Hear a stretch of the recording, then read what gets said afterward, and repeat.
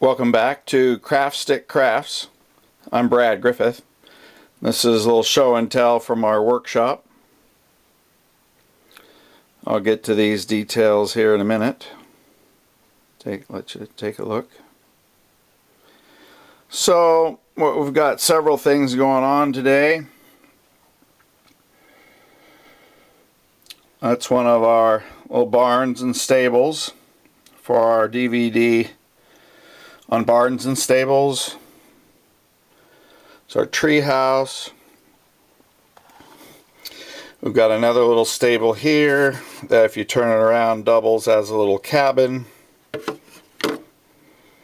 And then this is part of our trailer toy kit that we put a canvas on the top to create the skin for the horse trailer. So let's see, on the detailed side, we like to test glue. Typically, let's see, that's what fell, excuse me for a second. Okay, sorry about that. Typically we use a Elmers wood glue. It's the new formula glue. And we pour out the white glue that comes in this size bottle. And we fill this up. And the reason for that is that we want to go after the point. So when we're gluing up real detailed spots, we want a point on there.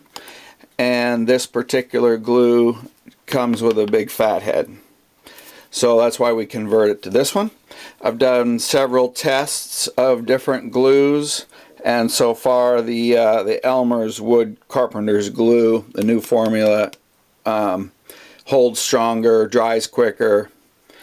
But I did come across this one, Elmer's Craft Bond glue, and we did a couple tests, one so far. But what we do is we put on the same amount of glue on a popsicle stick, and then we clamp. So one of these has the Craft Bond glue on it, which is this one, and one of these has the wood glue. And so we're going to bust this in half to give you an idea. So this is the craft glue, and you kind of have to feel how much stress it takes. So that was the Craft Bond, and no wood was peeled from the stick to the other stick. Sometimes, now this is the wood glue. Kind of give it a test to see which one works better. That one held a little bit, and it also did peel some of the other wood from this stick to that stick just by a fraction. So that's kind of a toss-up. Either one, you know, we're talking about fractions, about how well the glue holds and sticks. Obviously, holding the sticks. Little pun on words. Obviously, it'll make a difference on your projects in the long run.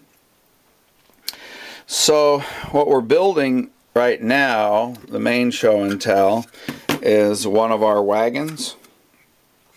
And this one in the background is a little more user-friendly for younger ages. It can be assembled in about two days, you know, when you are bending and drawing and gluing. This one's a little more complicated. And we've got some springs here. And we create those springs by bending them, finding something to bend them around. Like this is bent around like a kitchen handle in the kitchen. And in this particular case, we could actually do 2 at a time. Something like that. Obviously, it's a lot easier when it's attached to the kitchen drawer or door, but I couldn't bring those into this show and tell. Another way we like to get those springs and doesn't have to be just for wagons, it could be for catapults, is we like to bend around tools. And by doing that, you come up with the handle shape of the tool, and then that develops into something that can act like a spring, because you glue it here and then you've got this spring motion. Excuse me. Just to recap the diversity of craft stick bending. This is a popsicle stick bent around a battery, which will start to then hold batteries, hold motors, excuse me, adding wires and servos, and start to create robotic type structures. The wheels for our wagons are pretty simple. We bend them around a lid. This happens to be a lid to a big milk jug from, let's say, Walmart or Costco. We soak the coffee stir stick around the lid and go ahead and let it overlap some. And then to get these wheels here, what we've done is we've taken little stars from the craft store as our spokes, and then we put them in together. You can determine how big the wheel needs to be, pinch it in place, mark it like I did here,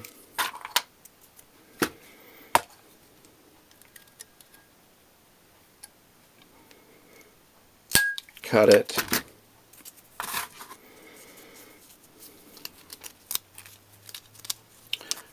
glue it, clamp it, maybe a rubber band, and then once you get that one glued into place,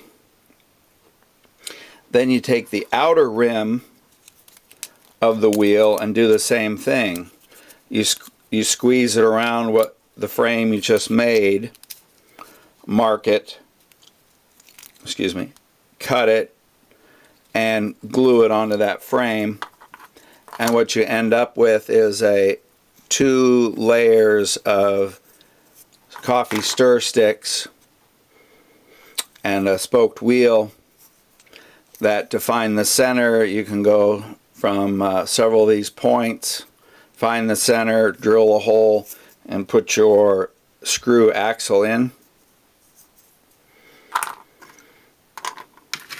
And so that's going to be the front of the wagon. The rear wheel is a little easier, where we're just used the tongue depressors for the spoke in the middle, and that way it's a little simpler. You don't have to deal with the stars. Plus I didn't find any stars this big. And these wheels will be the backside. And that is very similar to building the rim of the wheel. We wrapped it around. We found these at the craft store, or you could use a lid, and wrap the stir stick around the lid, and you have to make several loops so that you get a half circle and possibly another half circle, and then you go like 4 half circles, and then you can glue them up. This particular one, yeah, okay. This particular one is all one piece that we use some basswood from the craft store, and we started it here, ran it around the lid several times, ended up here. But because at the end it'd be overlapped, it'd be really thick, if you can see that, we've carved out that little bit smooth there, and then we sanded the smoothness to the end of the run right there, so it starts off really thin and then it works its way back up to the thick part of the wagon wheel. So a bunch of techniques going on. Just a right angle used for parts of this. This is just my Goodwill videos showing you what we're doing in the shop, seeing, showing, show and tells. Appreciate your comments and your subscriptions. We are, we do basic things, and we also do a little more complex things, or we're building a boat here. And this is just basswood, soaked and formed around a spaghetti container, and then clamped, dried. Use some string to hold it. Use some paint stir sticks to form it up nice and stiff while it dried.